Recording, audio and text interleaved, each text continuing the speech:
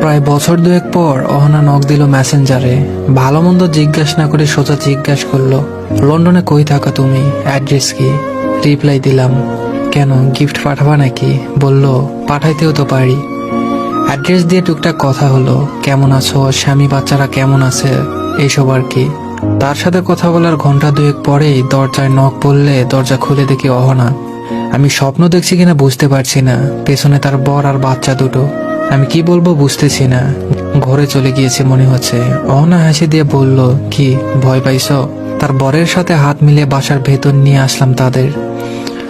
আমি এখনো বুঝতে পারছি না হচ্ছেটা কি। অহনা তার বরের সাথে থাকে আমেরিকাতে। বিয়ের প্রায় 3 বছর পর আমেরিকা চলে যায় বরের কাছে। বছর সাতেক আগে আমাদের প্রেমের ইতি ঘটে। তখন আমরা দুজনেই দেশে ছিলাম। আমার প্রাক্তন আর তারপর বাচ্চা নিয়ে আমার ঘরে না গিয়ে কি উপায় আছে? অহনার বর বেচারাটা একটু বিব্রত মনে হচ্ছে।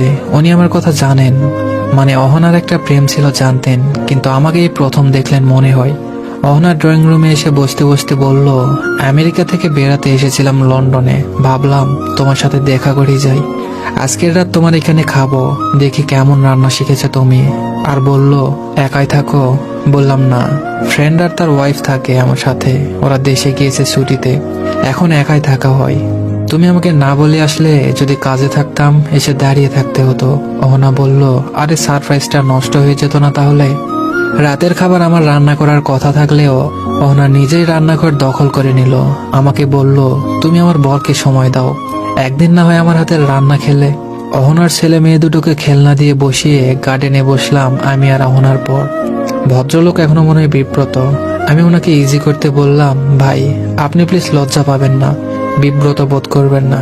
পৃথিবীটা একটা অদ্ভুত জায়গা, মাঝে মাঝে আমাদের নানা অদ্ভুত সময়ের মধ্যে দিয়ে যেতে হয়। আমি ভয়ে আছি আপনার বউ না খাবারের সাথে বিষ মিশিয়ে আমাকে মেরে ফেলে। 7 বছর আগে তাকে একা ফেলে চলে আসার কারণে।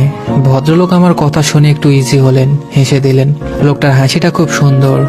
বললেন, ভাই যদি বিষ দিত তাহলে আমাকেই দিত। তবে আমি তো জানি অহনা আপনাকে ছেড়েছে, আপনি না। মানে ওর বাবা আপনাদের সম্পর্কটা মানেই নাই। অহনাও বাবার বিপক্ষে যেতে পারে নাই। ভদ্রলোক চায় চমক দিতে দিতে বললেন, ভাই বিয়ের আগে অহনা আর আপনার সবকিছু অহনা আমাকে বলেছিল বাবার ইচ্ছেতেই বিয়েটা করছে সে। ভাই জানেন, এখনো প্রায় নিজেকে ভিলেন ভিলেন লাগে। আমি বললাম, সিসি ভাই একই কথা, রাখেন না আগের কথা। আপনাদের কি সুন্দর সংসার, দুটো সুন্দর সুন্দর বাচ্চা, এগুলো মনে করবেন না। ভাগ্য হয়তো আমাদের সাথে ছিল না। ভদ্রলোক বললেন, না না ভাই, আমি সুখী মানুষ। অহনার মতো বউ যার পাশে থাকে সে সুখী না হয়ে পারে। তবে জানেন, আমার নায়ক হওয়ার সুযোগ ছিল। অহনা যখন আমার সাথে দেখা করে বলেছিল ওর প্রেম আছে, প্রচন্ড ভালোবাসে সে ছেলেটাকে, আমি বুঝতেছিলাম সে চাচ্ছে বিয়েটা ভেঙে দেই আমি না পারি নাই ভাই, অহনার মায়ায় পড়ি। আমার মনে হয়েছিল এই মেয়ের সাথে সংসার করতে না পারলে মরে যাব। আমি নায়ক হলে আজকে হয়তো আপনাদের সংসারটা হতো। অহনা বিয়ের পর আমাকে বলেছিল আমি একজনকে ভালোবাসতাম, হয়তো এখনো বাসি, তবে সেটার মানে এই না আমি সংসার করব না। তোমার প্রতি ভালোবাসাটা আসবে না বা কোনোভাবে তোমাকে ঠকাবো, এটা আমি কখনোই করব না। একজন স্ত্রী হিসাবে আমার সব দায়িত্ব আমি পালন করব। করেওছে মেয়েটা, করে যাচ্ছে। আমি ভীষণ সুখী একজন মানুষ ভাই। আমি জীবনে কোনো একটা বড় পুণ্য করেছিলাম বলেই মনে হয় এই মেয়েটাকে পেয়েছি। এটুকু বলতে বলতে ভদ্রলোক কেঁদে দিলেন। এবার আমি বিব্রত হলাম। ভদ্রলোক বললেন, ভাই আপনাকে একটা কথা জানাবো। অহনার বছরখানেক আগে ক্যান্সার ধরা পড়েছে, চিকিৎসা চলছে, কিন্তু খুব একটা লাভ হবে না। আপনি হয়তো জানেন আমি নিজেও ডাক্তার। আমি ভদ্রলোকের কথা শুনে কেমন জানি শূন্য হয়ে গেছি। উনি কি বলছেন এসব? ভদ্রলোক আবার বলা শুরু করলেন, ও খুব দ্রুত অসুস্থ হচ্ছে, লন্ডনে ঘুরতে আসার পাগলামি করে। আমাকে বলল, আমি কিছুদিন পরেই তো মারা যাব, আমাকে একটু লন্ডন ব্রিজ দেখিয়ে আনো। আমি পাগলামি প্রশ্রয় দিলাম, কিন্তু এখানে আসার পর জানলাম এখানে আসা শুধু আপনার সাথে একটাবার দেখা করার জন্য। লন্ডন ব্রিজ থেকে হোটেলে ফেরার পথে গাড়িতে আমাকে হাত ধরে বলল, জানো যেদিন রানার সাথে শেষ দেখা করি, পাগলের মতো চিৎকার করে কেঁদেছিল রানা। ধানমন্ডি লেকে একজন প্রেমিক তার প্রেমিকাকে জড়িয়ে ধরে চিৎকার করে কেঁদেছিল আর আকুতি মিনতি করে বলেছিল, আমাকে ছেড়ে যেও না প্লিজ, আমি তোমার বাবার পায়ে ধরে তোমাকে চাইবো, তোমার সুখের জন্য আমি সবকিছু করব, প্লিজ আমাকে ছেড়ে যেও না। নিষ্ঠুর আমি বলেছিলাম, আমার সুখের জন্য আমাকে ছেড়ে দাও তাহলে। আমাকে এই শেষ সময়টায় একটাবার রানার সাথে দেখা করতে দিবে? অহনার পর একটু থেমে বললেন, জানেন গত 7 বছর অহনা তার বাবার সাথে একটা শব্দও বলে নাই। একটা ওয়ার্ডও না। বলে আমার বাবা আমার সুখ চেয়েছেন, আমি সুখে আছি। জন্মদাতা বাবা আমাকে জন্মের অধিকার খাটিয়েছেন, মানুষ হিসাবে আমারও অধিকার আছে। তার সাথে কথা বলবো না বলবো না সেটার। এসব কাহিনীতে ভাই মাঝে মাঝে নিজেকে ভিলেন বলে মনে হয়। তবুও আমি স্রষ্টার কাছে কৃতজ্ঞ অহনার মতো একজন বউ পেয়ে। সে একজন স্ত্রী যেমন, তেমনই একজন প্রেমিক হারানো প্রেমিকাও। দুনিয়ায় আমার যত ক্ষমতা আছে আমি চেষ্টা করে যাব আমার অহনার সুস্থতার জন্য।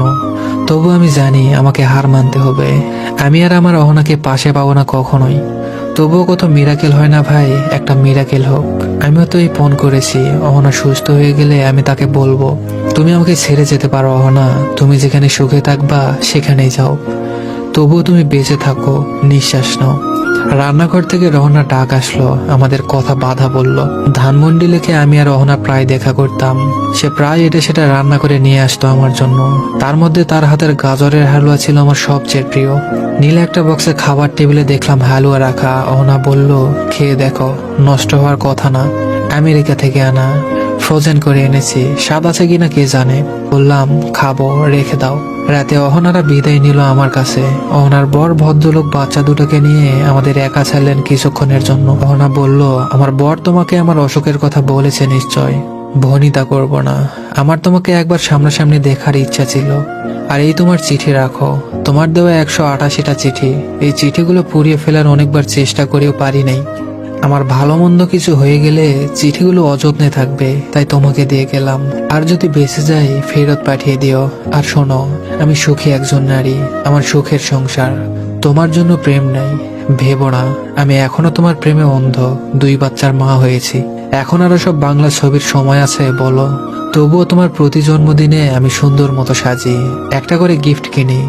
যেদিন তোমার আমার প্রথম দেখা হয়েছিল 24শে জুলাই, আমি সেদিন একা একা ঘুরতে বের হই। আমার বর সব জানে, আমি বলি নাই, তবুও বোঝেও। জানো রানা, আমার দেখা পৃথিবীর শ্রেষ্ঠ মানুষও। আচ্ছা এসব কেন বলছে আমি জানি না রানা, আমার হয়তো সময় কম, তাই যা ইচ্ছে তাই বলছি। তোমার যে চোখের জল আমার জন্য ফেলেছিলে, তার প্রতিদানে আমি 1000 বছর কাঁদলেও তোমার কাছে ক্ষমা পাবো না আমি জানি, তাই ক্ষমাও চাইবো না। তবুও বলি আমার উপর অভিমান রেখো না রানা। আর সত্য সত্য মিরাকেল হলে আমার চিঠিগুলো আমার কাছে ফেরত পাঠাবে, মনে থাকে যেন। আর তোমার সাজানো জীবনে একদিনের জন্য এসে কোনো কষ্ট দিয়ে থাকলে আমার অধিকার থেকেই দিয়েছি। কিন্তু আমার কি তোমার প্রতি কোনো অধিকার আছে এখনো? হয়তো আছে। অহনারা চলে গেল, আমি তার হালুয়ার বাটিটা নিয়ে বসলাম। প্রিয় এই খাবার খাওয়া বাদ দিয়েছি 7 বছর হয়। আমার ভীষণ কাঁদতে ইচ্ছে করছে অহনার জন্য, কেন জানি কাঁদতেও পারছি না। আমার ভীষণ ইচ্ছে করছে চিৎকার করে আবার বলতে আমাকে ছেড়ে যেও না, আমার ভীষণ কষ্ট হচ্ছে। অহনার চিঠিগুলো আমার কাছে যত্নে আছে, প্রায় বের করে পড়ি আর পুরনো কথা মনে করি। চিঠিগুলো তাকে আর ফেরত দেওয়ার সুযোগ হয় নাই। না, কোনো মিরাক্কেল অহনার সাথে হয় নাই। পৃথিবীর এক প্রান্তে একজন মমতাময়ী অহনার জন্য প্রার্থনায় বসেছিল, একজন বউ পাগল স্বামী আরেক প্রান্তে একজন প্রেমিক। তবুও স্রষ্টার মন গলে নাই, তবুও অভিমানী অহনা আর আমাদের সাথে থেকে যায়নি। ধন্যবাদ সবাইকে।